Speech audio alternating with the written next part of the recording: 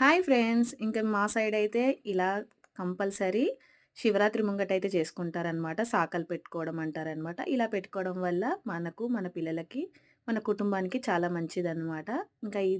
ఇంకా ఎండాకాలం స్టార్ట్ అవుతుంది అనంగా స్టార్ట్ అయిపోతుంది కాబట్టి, ఈ సాక పెట్టుకోవడం వల్ల అమ్మవారికి మనం సాక పోయడం వల్ల అమ్మవారికి చల్లదనంగా ఉంటుందని అంటారనమాట. మన పిల్లలకు కూడా ఇంకా ఇప్పుడు అమ్మవారు అవుతూ ఉంటది కదా! అలాంటివి కాకుండా అమ్మ మనల్ని చల్లగా చూస్తుందనైతే ఇలాంటివైతే చేసుకుంటారనమాట.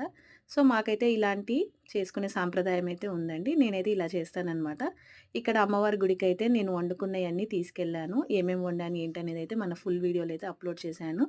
కావాలనుకున్న వాళ్ళైతే వెళ్లి చూసేయండి. ఇంక నేనైతే గుడికెళ్ళి ఇప్పుడు కల్లు శాఖ పెట్టేసి, తర్వాత నీళ్ళ శాఖ గూడా పెట్టి, అమ్మవారికి తీసుకెళ్ళిన నైవేద్యాన్ని సమర్పించి, కొబ్బరికాయ కొట్టి, హారతిచ్చి, ఇంకా గుడి నుంచి వచ్చి ఇంట్లో ఉన్న ఎల్లమ్మ తల్లి ఫోటో దగ్గర కూడా ఇలా చేసుకున్నాననమాట. మీకెలా అనిపిచ్చింది ఈ వీడియో?